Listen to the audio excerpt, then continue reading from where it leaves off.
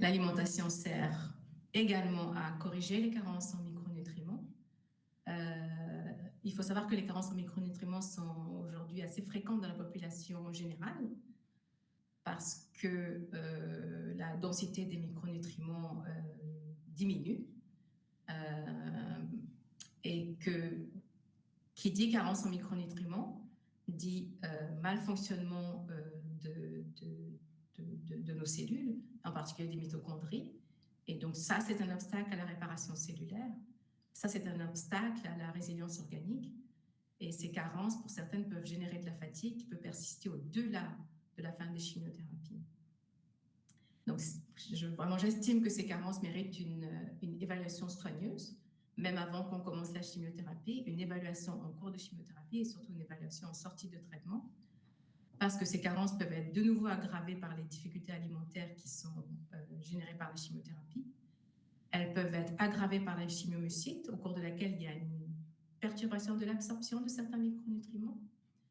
Et de plus, la pyramide alimentaire peut se modifier au cours des traitements parce que souvent, les gens sous corticoïdes ou alors du fait du stress vont avoir tendance à favoriser des glucides de plus en plus raffinés. Glucides raffinés qui sont très pauvres, hein, qui ont une densité micronutritionnelle très faible. Et également, comme je le disais à l'entame, toutes les formes de stress, qu'elles soient physiques ou psychologiques, surconsomment les nutriments et les micronutriments pour produire de l'énergie et pour faire de la résilience.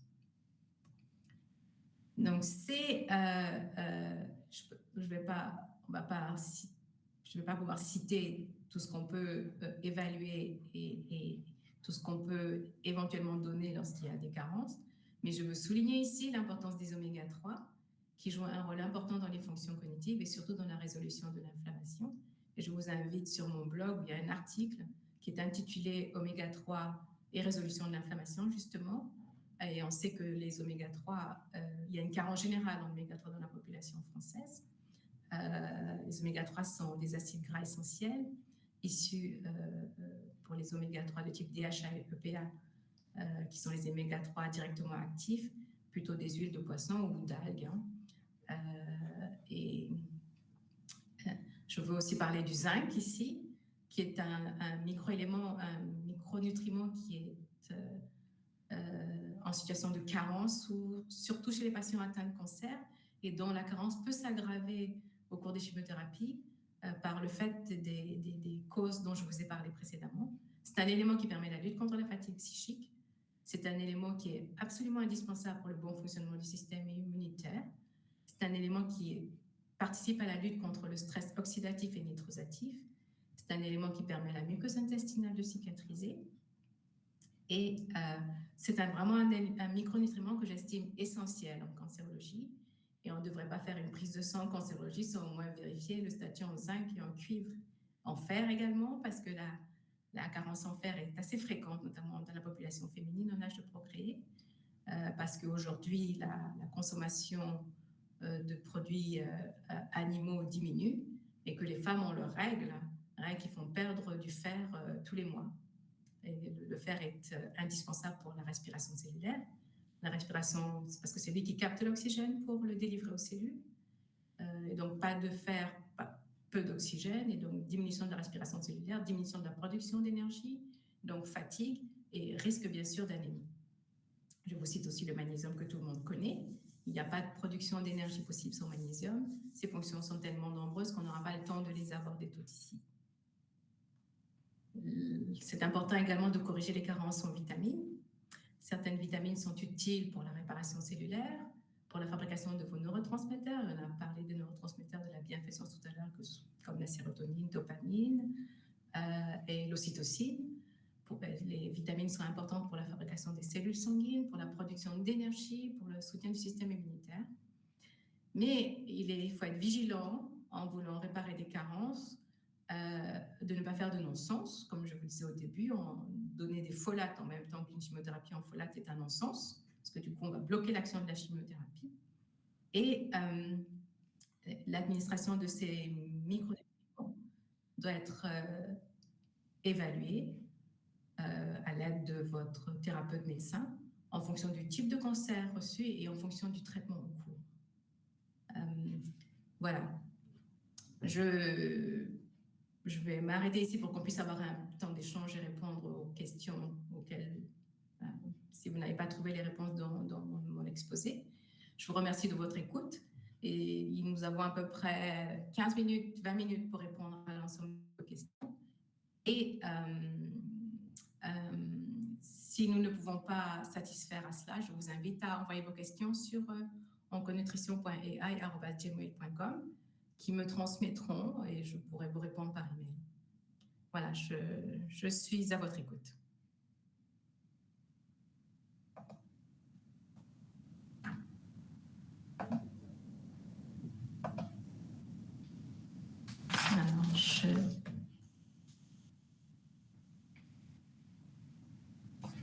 Alors, où peut-on trouver du colostrum? C'est un produit de... Je réponds aux questions qui sont sur le chat. Hein. C'est un produit que l'on trouve facilement dans certains commerces.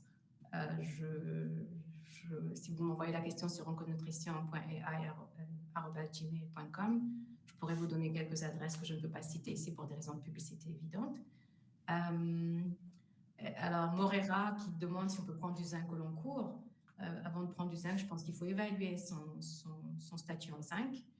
Et je pense qu'il faut réévaluer après la prise, s'il y a une carence après la prise, parce que le zinc peut interagir avec le cuivre et peut provoquer des carences en cuivre, par exemple. Hein. Donc, je pense qu'il faut toujours évaluer. On peut prendre de long cours si la carence persiste sur le long cours, mais je ne peux pas vous dire s'il faut prendre de long cours. Je ne peux pas vous dire qu'il faille prendre de long cours sans évaluer. Alors, si j'ai bien compris... Alors, Alain G me demande si je ne préconise pas les IPP. Je ne pense... Alain, je ne pense... Ce n'est pas ce que je voulais dire. Je voulais simplement vous dire que les IPP aggravent la mucite, peuvent aggraver la mucite et ont bien sûr d'autres effets secondaires.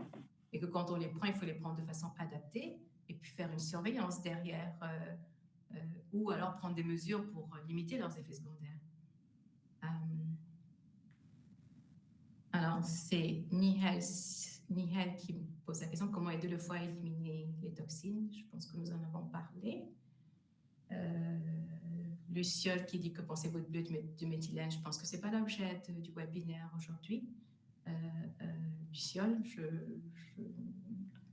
aujourd'hui nous parlions de chimiothérapie, mais écoutez, si vous voulez en discuter, je suis prête à recevoir votre question sur l'email que je viens de vous indiquer. Nous avons parlé de neuropathie, c'est la question de Morera.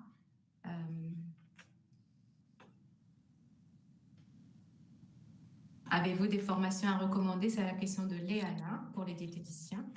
Là, votre question tombe très bien, Léana, parce que avec la société onconutrition.ai, nous allons organiser, nous organisons prochainement une série de webinaires à destination des professionnels, justement pour les aider dans la prise en charge des malades spécifiques, hein, pour les aider dans la prise en charge des malades de cancer. Donc, ce sera une formation dont vous pourrez, si vous êtes abonné à mon blog, recevoir la publicité. Ce sera une formation de plusieurs modules avec une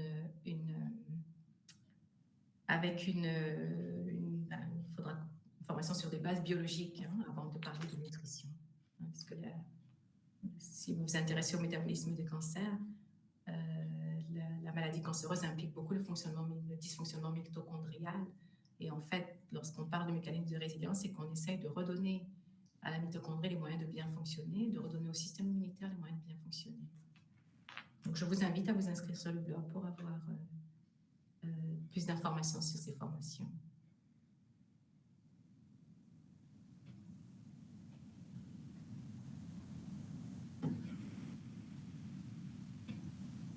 Alors, c'est Niel qui demande, j'ai un taux d'acide urique élevé, je suis en cours de mes chimiothérapies.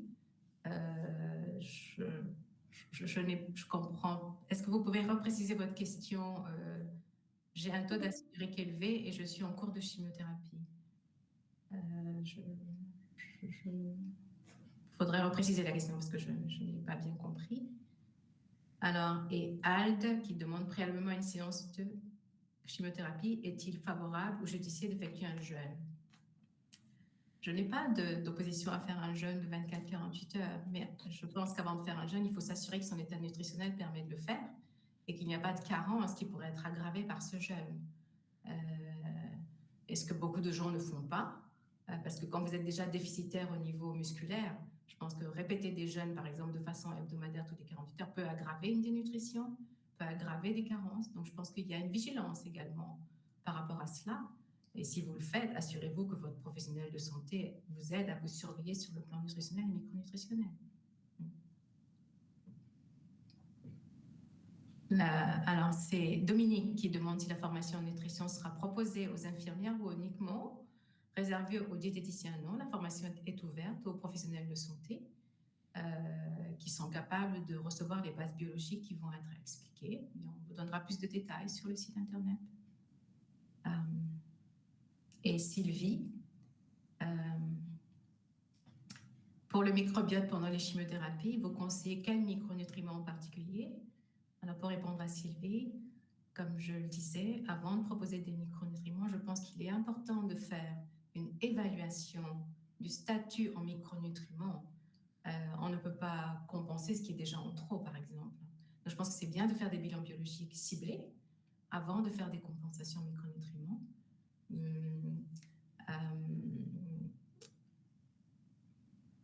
Pour régénérer la muqueuse, pour la muqueuse intestinale. Je pense qu'il faut s'habituer, parce qu'on a les moyens de le faire, de faire des évaluations, comme on fait une évaluation de votre état clinique, comme on fait un examen clinique. On complète également avec un examen biologique pour savoir quel est votre statut au niveau biochimique, quel est votre fonctionnement hormonal. Enfin, on a les moyens de faire ce genre de choses.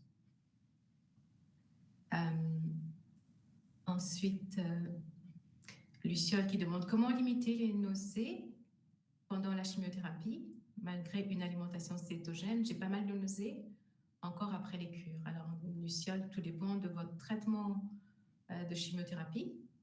Est-ce que vous avez des antiémétiques suffisants? Ça, c'est la première question à poser. Et puis, la deuxième question, est-ce que vous avez un tableau de mucite?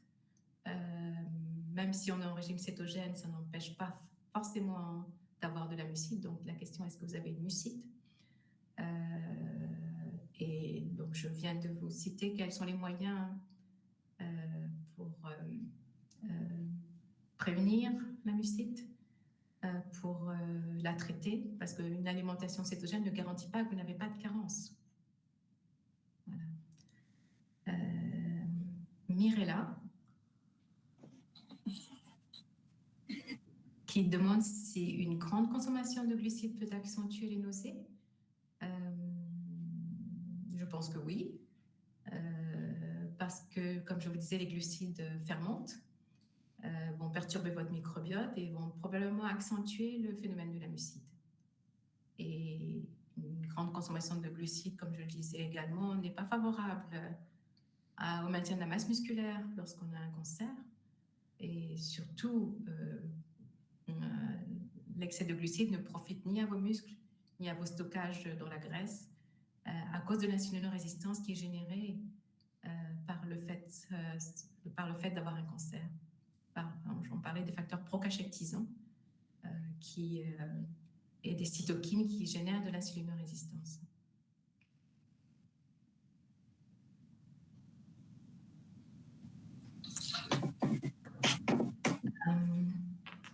Est-ce que j'ai loupé une question?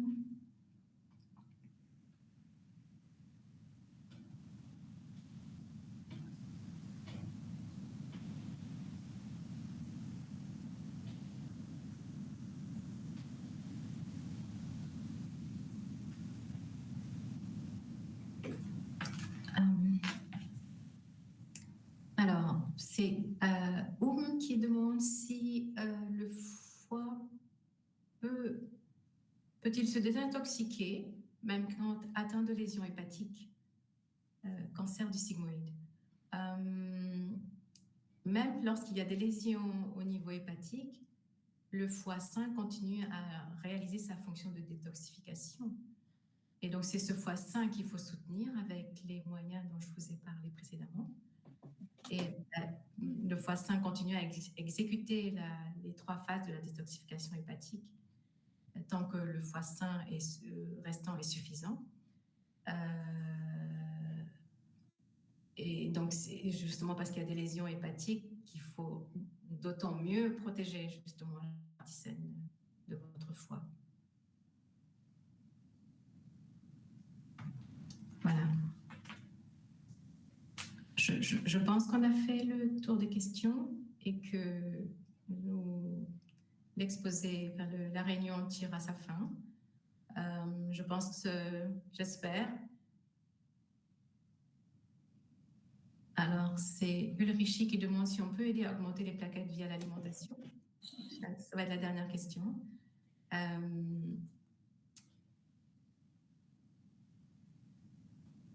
Il est clair que le renouvellement de vos cellules sanguines sera d'autant moins satisfaisant qu'il y a de la dénutrition installée, qu'il y a des carences dans certaines vitamines, notamment les vitamines connues pour favoriser le renouvellement des cellules sanguines, comme la vitamine B9, la vitamine B12. Et je pense que c'est un minimum à explorer quand il y a des cytopénies, des baisses de globules qui s'installent de façon longue. Voilà. J'espère que cet exposé vous aura apporté quelques informations pour comprendre qu'on peut améliorer son état clinique en se nourrissant de façon satisfaisante, en corrigeant les carences, en protégeant son foie, en protégeant son tube digestif, en faisant de l'effort physique, en luttant contre le stress. Et je pense que c'est faisable, et mon expérience de cabinet le démontre. C'est faisable de favoriser ces mécanismes de résilience pour traverser l'épreuve difficile qu'est le cancer et l'épreuve encore plus difficile qu'est la chimiothérapie. Voilà, je vous remercie. Très bonne soirée à vous. Nous aurons un prochain webinaire dans un mois, donc nous vous annoncerons le titre d'ici quelques jours. Bonne soirée.